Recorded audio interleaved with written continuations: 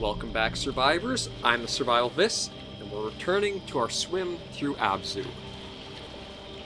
So we just finished off where, sadly, our shark, or the guardian shark... Okay, there we go. Controls were a little weird for a moment. Sadly, the shark didn't seem to make it after the attack on the giant pyramid thing. So now we're into somewhere else.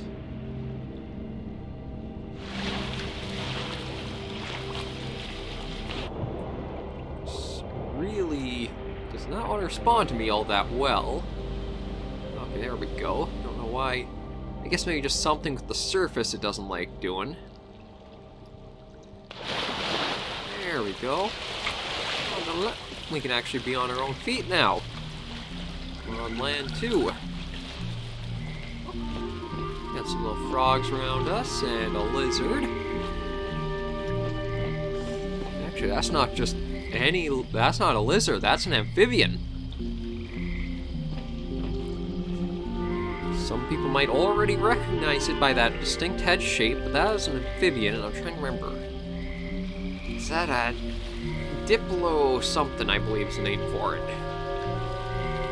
It's an early amphibian that was Carboniferous period or earlier than that. We're definitely in more ruins, but these ones are actually above water.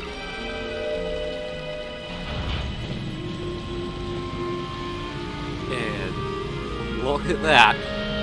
This is where it makes me think this was Atlantis in mind for the theme.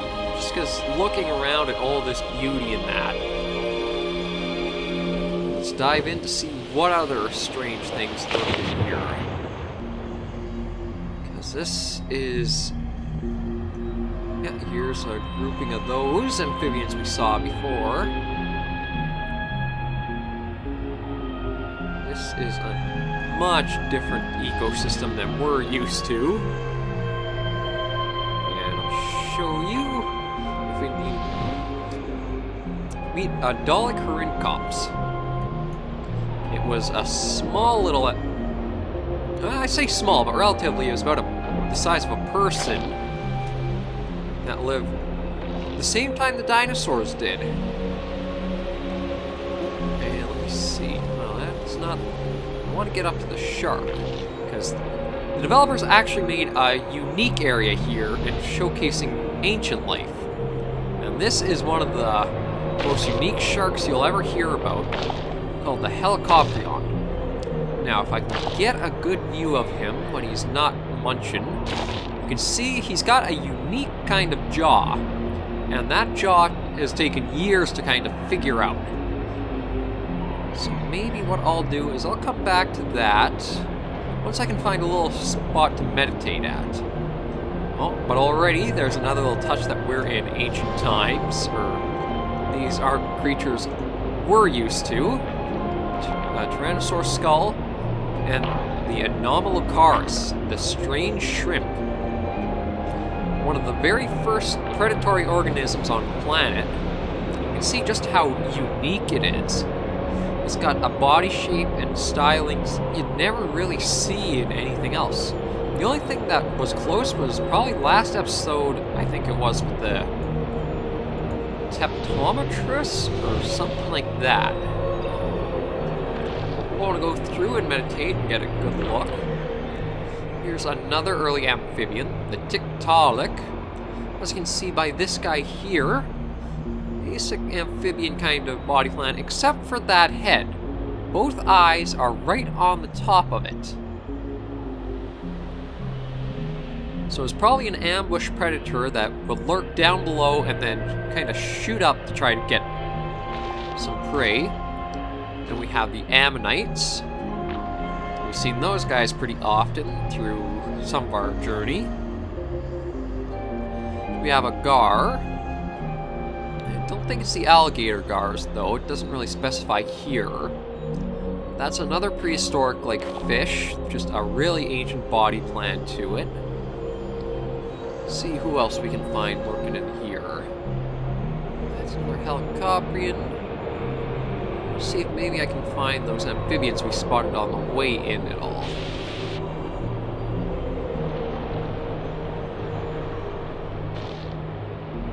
Oh, we've got another early fish, the Incanthode. You can see pretty simple body shape to it. Not very complex for the fin structures on them. One of the earlier fishes. Not going to even see what that school was. But I'm hoping to be able to get what I find on that one amphibian. I can see them in the corners of the screen, but I can't seem to get the meditate to want to actually go onto one of them.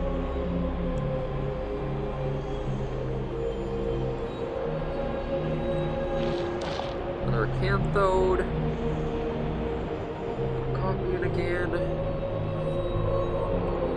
Ammonite. Dolly Green Cops.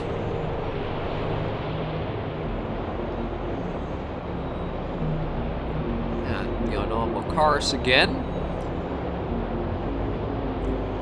You can actually see one of the nice touches that they made when they were doing the model and the texture work was they actually included the semicircular jaw on it. That was meant to basically, it would pick up hard-bodied crustaceans and break the shell and kind of suck out the innards of it. It was a very early predator, but also a very unique kind of view of how life was already trying to figure out the best ways of doing things.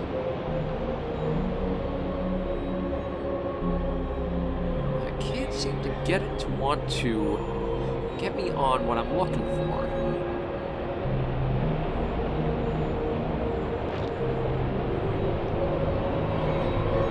Oh, another small fish, the Arendasmus. As you can see, this is another very simple body style. In fact, it doesn't even look like it actually has anything aside from the tail for fins. Just gotta try to find what we're after.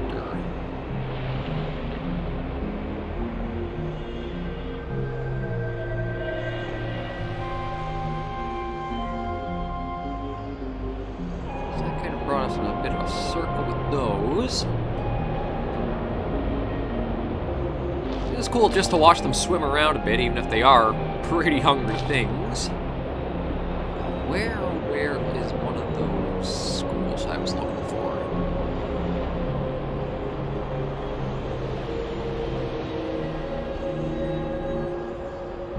Shoot, I can't even see them anymore now.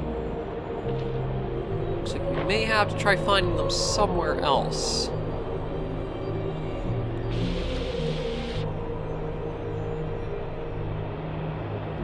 Yeah, I'm afraid it looks like we won't be able to find the name for them here, but we'll keep looking to try to figure out where they might be. Actually, you know, I'll do that, and then I want to get focused on another helicopter again, because I didn't actually get to explain too much riding one, why it's such a unique shark. We'll let that start going along there.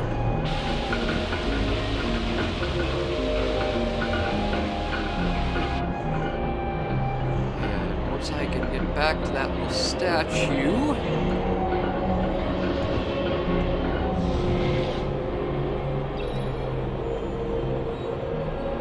So that's a dolly. There's the Tiktaalik. Dolly Green Cops. Ammonite. Yeah, I was able to put me on a lot of helicopterians before. Just need to figure out why it doesn't want to do that this time.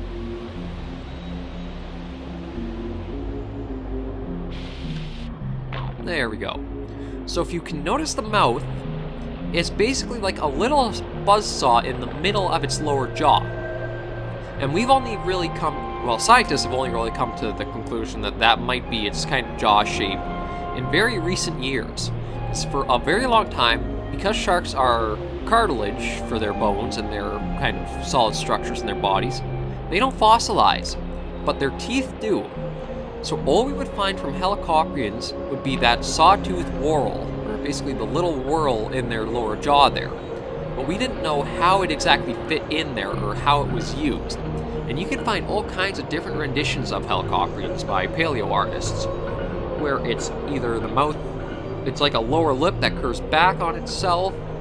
It's just a lot of weird thinking to try to piece together how that could be. And that's what they've kind of come up with, is that it's this sort of body shape to it. Is that the jaw is meant to sort of be like this little pincing saw in a way that'll fold up when it closes the jaw. I'm sure we'll probably still see more people and more scientists over the years trying to figure it out a bit precisely, because looking at this, I don't know how well that would actually work. I mean, unless it tries spearing the fish and then drags that back, or... It's really weird to try to piece together.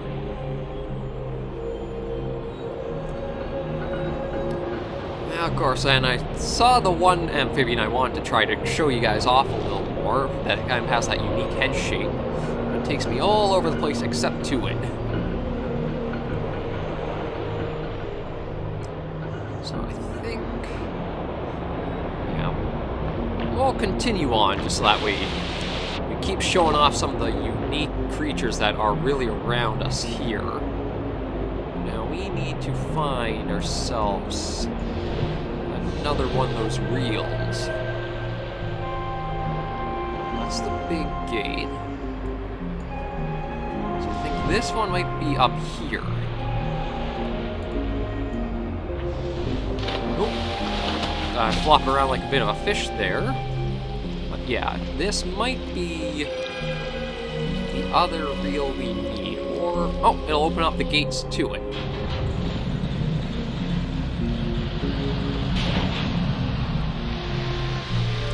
You can see ichthyosaurs painted on the murals there.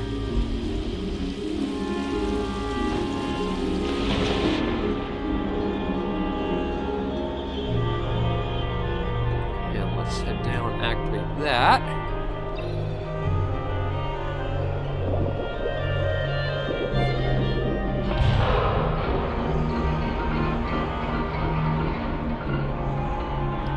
And that opens up whatever lies ahead.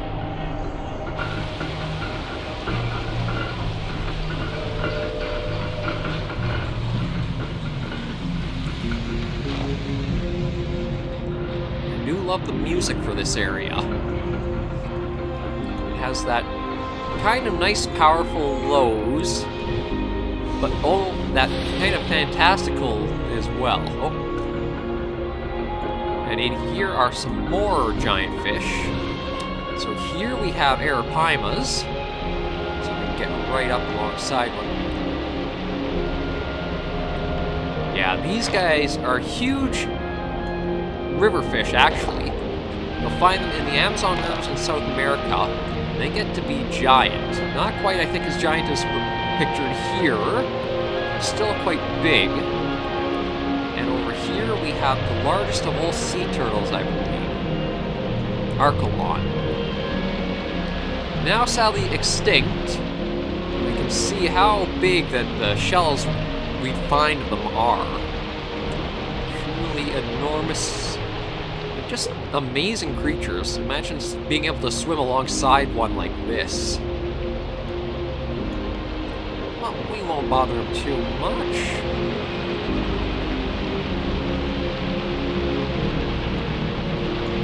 I think that's what we're looking for here. There's another little fountain tube. There we go. And that's our next way out. Swim our way up this. Looks like a few ammonites. No. There we go. And that shot us up to this area. And now we're going to get into some really, really interesting species right up ahead. You can already see some larger creatures in here. This is where you Snatch on to the Ichthyosaurus here. This is where we're going to come across all kinds of interesting prehistoric life. So we have ichthyosaurs. This is the Dacosaurus. Yeah. This was another predatory... I want to say early predatory animal, but I'm trying to remember what era it's from. I can't remember if it's the Carboniferous or not. It's been featured in a few different bits of media as a prominent one. And, well, I told you guys about the Dunkleosteus. There's a prime example of them right here. We want to swim up with this guy here. See if it'll let us. It will. So as you can see from him, that is basically a giant armored head of just moving bone plates. We find the heads of them, I think they are maybe not the most common fossils, but they're the most easily identifiable just because of how prominent that head shape is. So we'll leave him going around to chomp a bit. We're going to find... did a little jump there, but we are going to go up and find where that plesiosaur went to. He's around here somewhere. There he is. Now look at this guy. Come on, let me get near him. There we go. Elasmosaur. I can't even get his head into the camera because of just how long that neck is. And it's really a unique body style that, well, plesiosaurs have in general. For such a kind of bulky body to have it on such a slender neck, I've always wondered, do they really fit in as kind of the open water species that a lot of people seem to think they are? Like, to be having such a long neck, compared to when it lived, would open up to all kinds of predation. Sharks, mosasaurs, any carnivore basically has ample room to bite onto that neck and just kill it, to be honest. So I don't know exactly how it lived. I know there's some talk that maybe they were kind of bottom cruisers, and they would kind of use their heads to lean up into schools of fish and ambush and eat some. I suppose that could work, but it's still just such a fascinating creature, isn't it?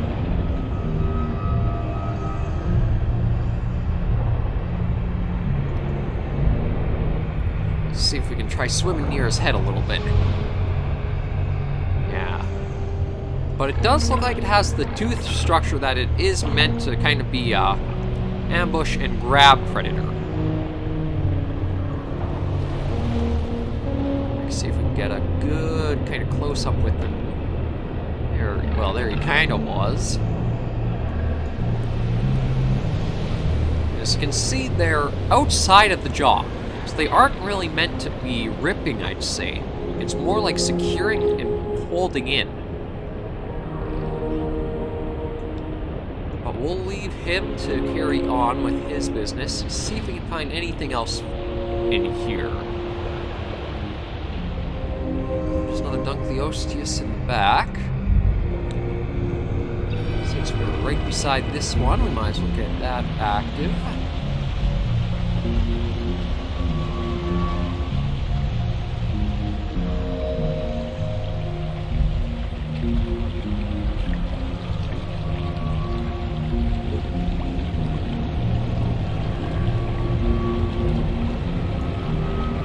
Let's keep swimming around to see if we can find anything else.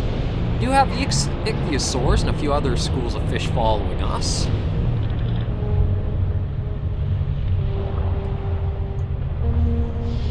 A little meditation spot too. I think we'll hit that after we get this activated.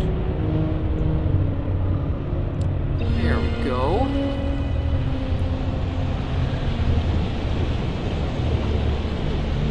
And I believe that should allow us to be moving on into our next little area.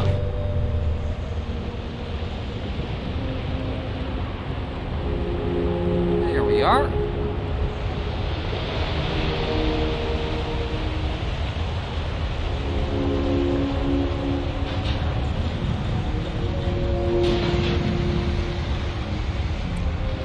Let's just meditate on the statue. And see if we can discover anything we haven't really come across yet. There's our ichthyosaurus buddies there. They did have enormous eyes compared to their body structure. So they were definitely a visual predator. And actually some beautiful murals on the back there. Let's see who else we can find. The Dactylosaurus. The Elasmosaurus. And this time it actually lets us get up close to the head a bit.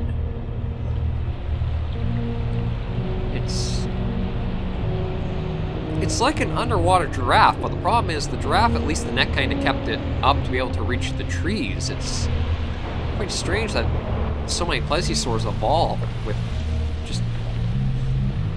It seems like such a big target for so many predators go after them. Oh, a Geosaurus. This was another early relative to the Mosasaurus, I believe. You can see... it might actually be... I was thinking almost crocodilian related because of how the kind of head structure is, just with the narrowed snout. I don't think that's the case for him. We'll let that go along. See what else we can find. Another Gar. Another Canthode. Here's the Dactylosaurus. As you can see, he follows the more standard mosasaur build. He, I believe, was one that might have led into that evolutionary line. Definitely a predator. Let's see what else we can find. I think we've mostly gone through all the species in here.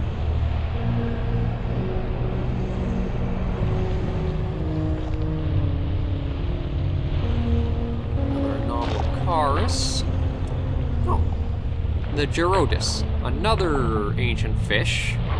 As you can see, kind of has the flat body structure, being schools. I think that will be all of them, though.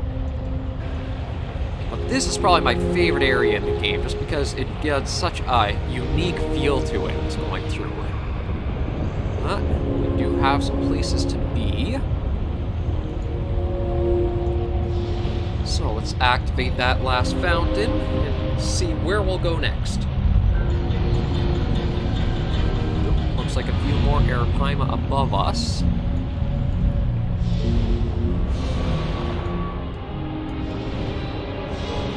Whee!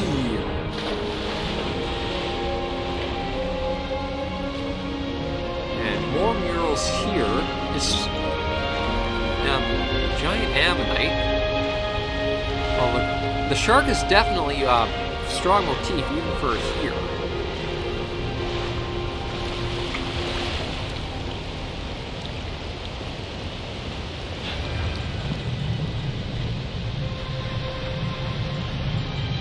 Makes you wonder where this area is, because you can't even actually look up and around to see what the roof is or where it is. We'll keep going through these rooms here. I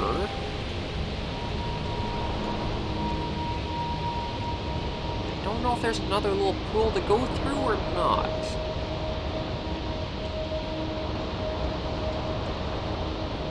Oh, yeah, looks like we do have a little thing right here.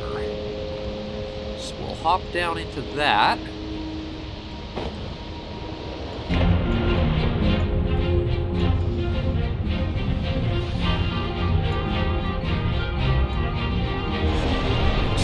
So this is another slipstream through the ruins. We've got some ichthyosaurs and Dollarictops alongside us.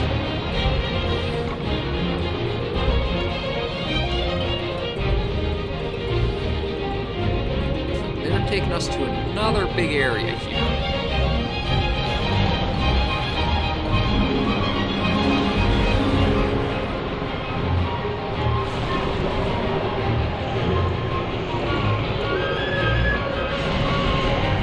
actually, it looks like they're leading us through a bit of what we might have already been through. Because now, this is the orange kelp, I think, from the third episode we did?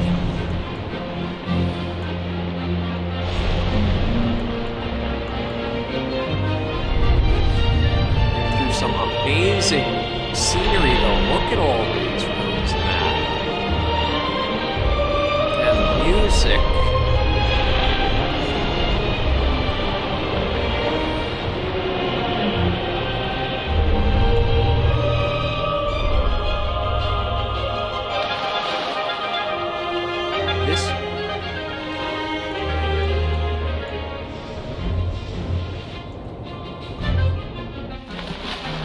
Right here, looking up. That's pretty familiar, isn't it? I think this might be the sort of source of all the essence to the oceans that we've been coming across.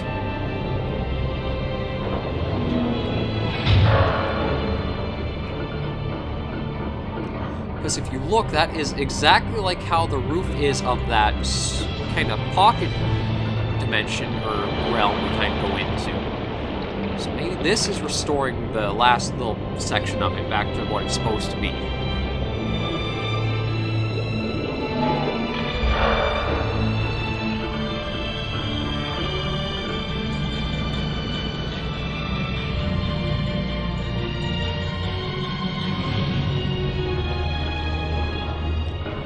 There's only one way to go now, and that's down.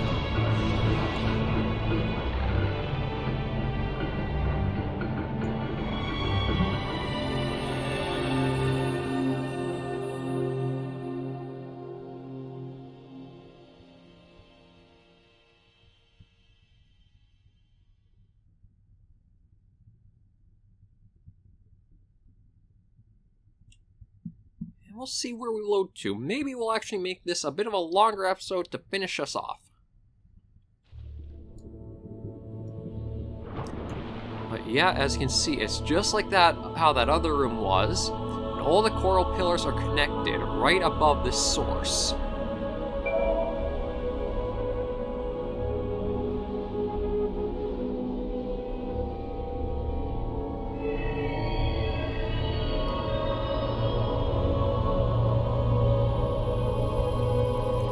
The great white.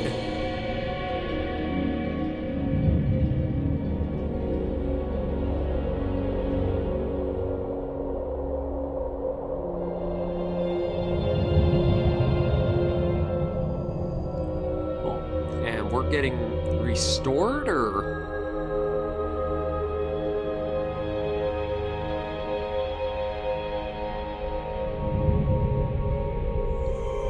Into the very fountain of it all.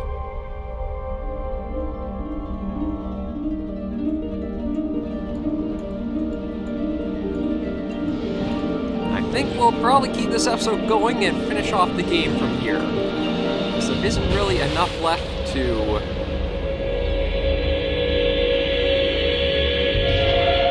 There's not enough left for its own episode, so I think we're going to continue on through here. Enjoying the end of the game.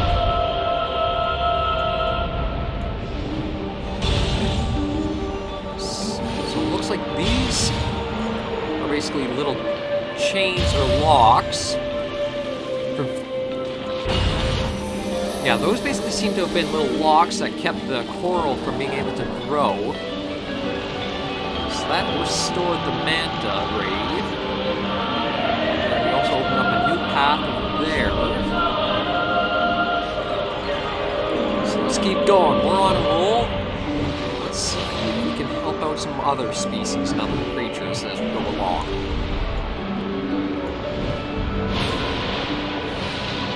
And this is another one. So we'll go through and break all of these.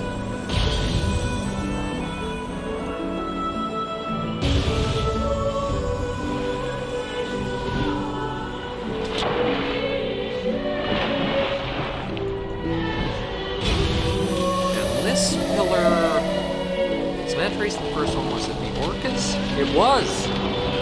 So we got the orca pillar restored. go further along, so we should still have 2 or 3 more.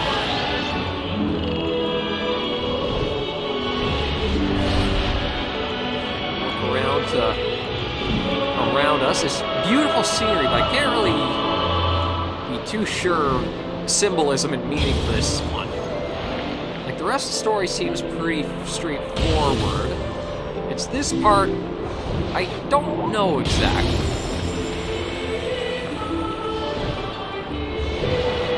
I think that's the whale sharks. Yeah, there's our whale shark buddies coming out there.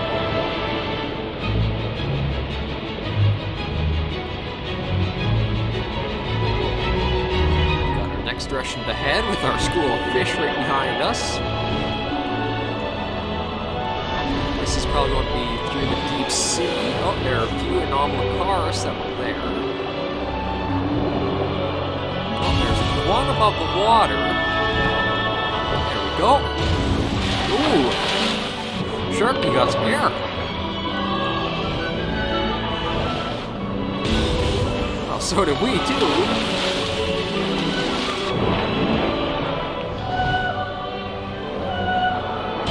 The last of these. There's one more to get. I think that was the giant squid. Yep, that was the giant squid. We restored that. And we have further to go still.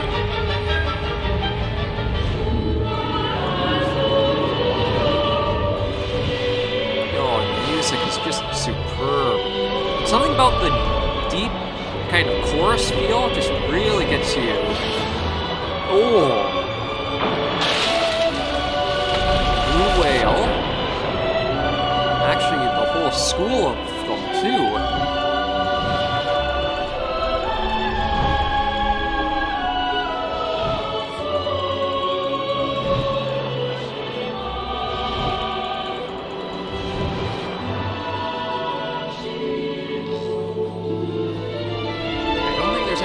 Below us. We've got one more pyramid to take out.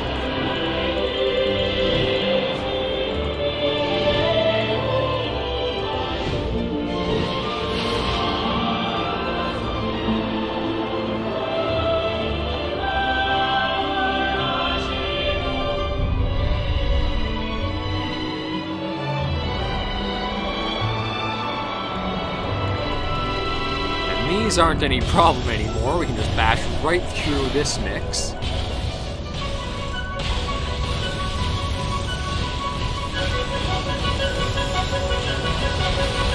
Break the hold off and get right to the core.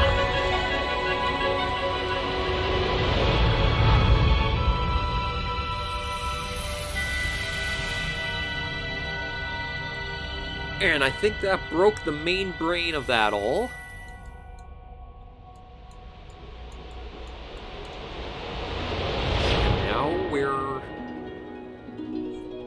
Out and free of it. And because we broke off the essence, life's able to flourish, it seems.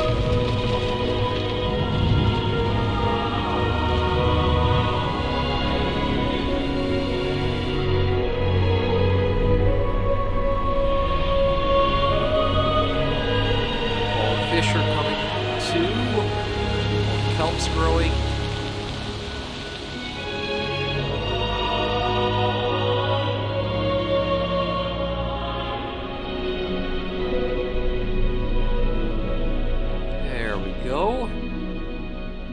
Life restored back to the sea.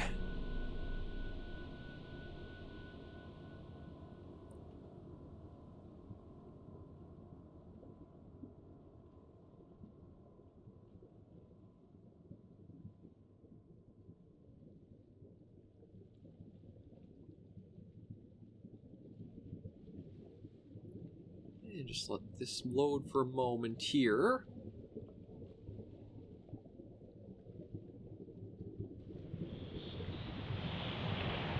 This has been ABZU, everyone. Thank you all very much for watching along with me. And just hopefully this was a nice, relaxing series to let everybody just kind of enjoy. And honestly, just lay back to, maybe learn a few things, but just enjoy the beauty that the Giant Squid put in and brought to life with the game.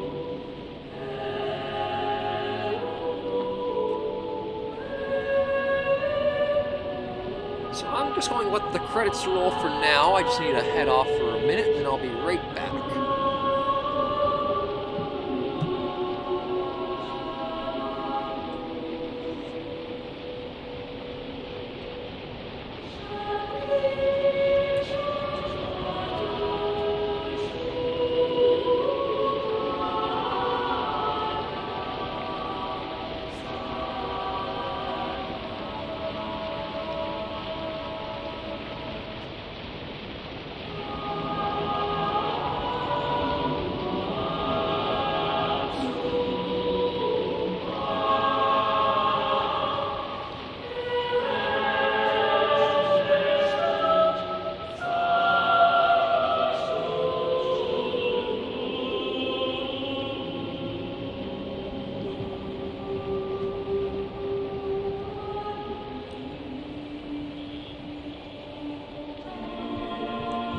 I'm just back right now. I'm just going to keep letting things go along there.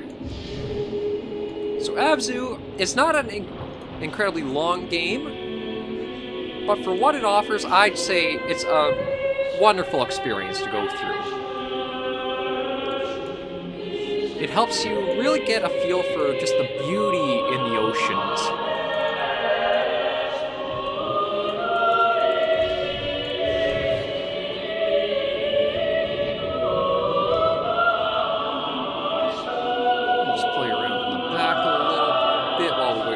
To finish out.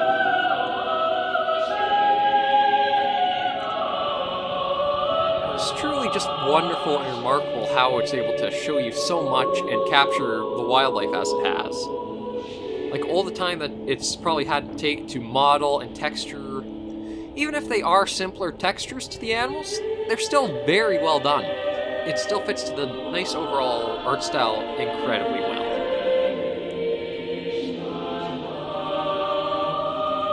And though this might be a little bit of a longer episode, I think it was definitely worth it.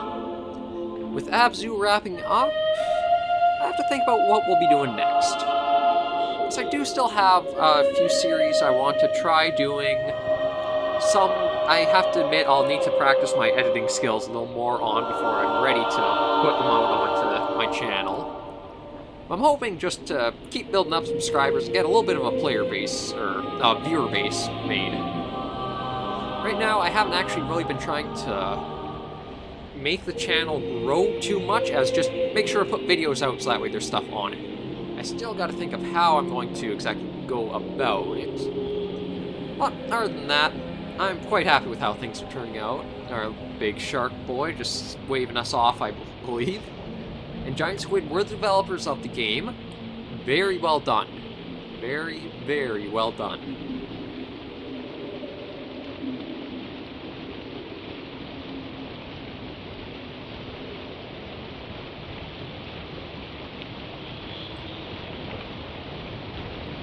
Just looking around to see if there's anything to do. Oh, hit the start button to exit. There we go.